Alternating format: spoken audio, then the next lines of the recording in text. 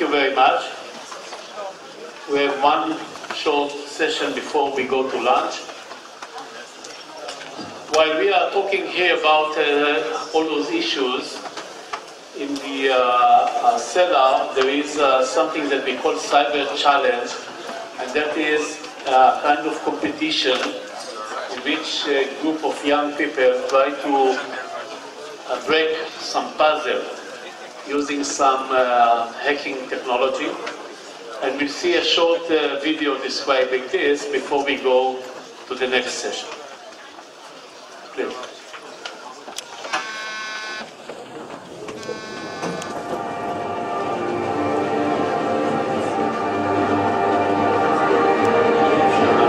Hello, citizen of the world. We are the Illuminating. Today a new dawn is starting. We are going to take over this planet for the best of all mankind. You have two choices. Join us, or you will be specks of dust of human history. We are the shadows that followed and grow amongst. For years and years we planned and got ready for this day. We already taken control of the UN, governments, and all the entertainment industry. You can't defeat us, so don't even try. Any action agents us will be treated swift and with no mercy. We are the Illuminating. One world, one government, new order.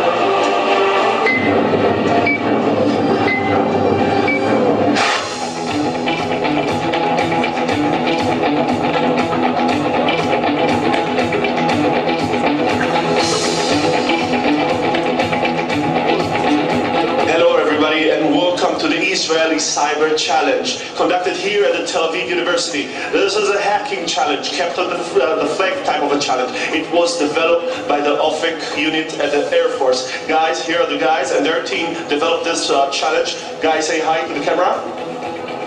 As you can see, we have 19 groups here, different ages, different backgrounds. They all came here to fight each other and try to solve this amazing challenge, the Israeli Cyber Challenge of 2015. Hi, my name is Guy Mizrahi and I'm a hacker. We founded the Cyber Challenge last year. This year supposed to be better. As a hacker, I'm very excited to see this happening and waiting to see who will win.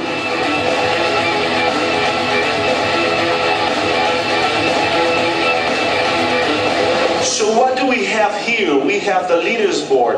On this part of the board, we can see the different teams and their points that they've earned. The winning team will be the one that actually earned as many points as they can. And this time, we have 5 hours and 30 minutes till the end of this event. Who will be the winner? Who will be happy and who will cry? We'll see soon enough. So the importance of this cyber challenge is much like other challenges that we see around the world, is gathering groups of professionals, hackers that try to beat each other. This is an excellent tool for us to encourage younger people to take part in this community, to get to know each other better, because collaboration is key for defending against cyber threats in this world, and also exposing them to the industry. So this is a great place for companies to come and see the future of hackers and researchers that do the best job in the world, and the winners obviously get all the credit. Wow, we had so much fun. Thank you, and we'll see you next year. Cyber Challenge was sponsored, and even more than this, was designed by one of the computer units of the IDF, the Air Force, called OFIC. OFIC in Hebrew means horizon, something like this, and also IAI. And the next and last, and perhaps, to my opinion, one of the most interesting sessions that we are going to have in this conference, at this hall, will be on machine learning, or the interface between brain and artificial intelligence, that is computers. For this, I would like to call the one who will manage this session, Professor Nathan Intrator, who is a member of the Computer Science School here, and also the Neuroscience School, and also a member of ICRC. Nathan, please.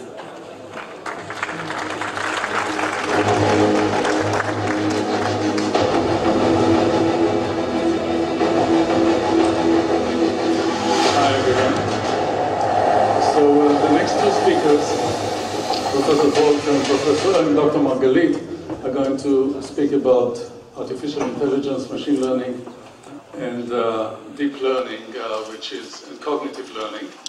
So I'll talk about the brain. If I can have my slides, it's number 83. So I'll tell you a few things about the brain, very short, with good news and bad news.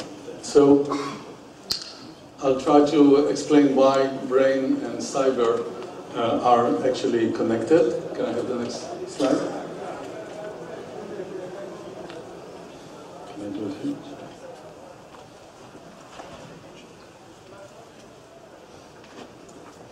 So, for those of you who are seeing this slide for the first time, don't worry, we still don't understand this slide.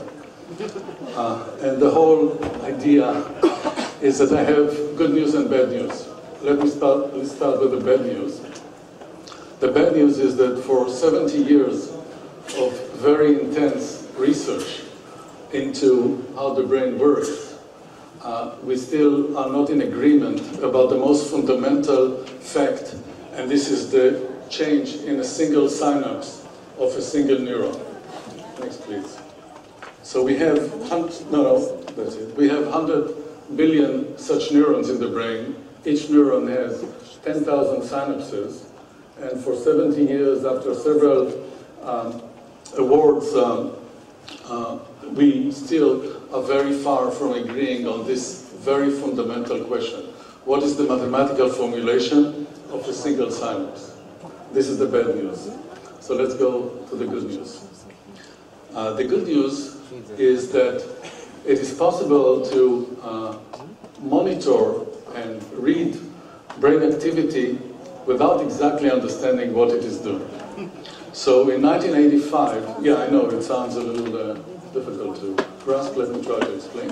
In 1985, the functional MRI was invented, an amazing invention which tells you roughly about every 3 seconds how much oxygenated blood is arriving to different parts of your brain, and it's doing it in quite a good accuracy of 1 millimeter cube. This is quite primitive, isn't it? It's only telling you how much oxygenated blood is arriving at a certain region in your brain. But the amazing result is that out of this information, a lot of stuff could develop, and thousands of papers about different regions in the brain, their relation to specific diseases, specific abnormalities could be developed. And again, I'm not talking about the MRI, I'm talking about the functional MRI, which actually checks our brain activity during activity, so as opposed to anesthetized people.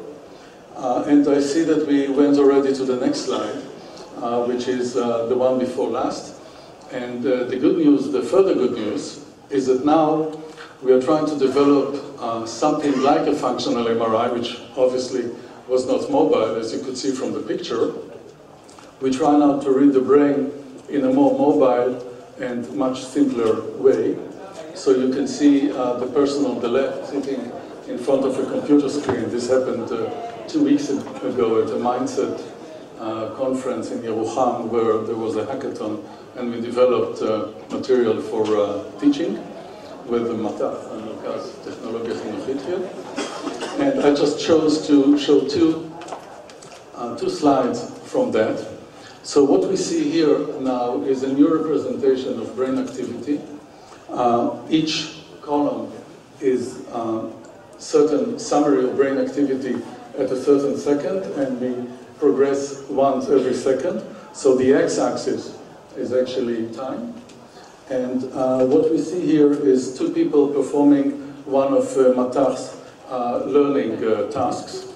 The arrow on the left is indicating reading. The first part in that slide is reading text.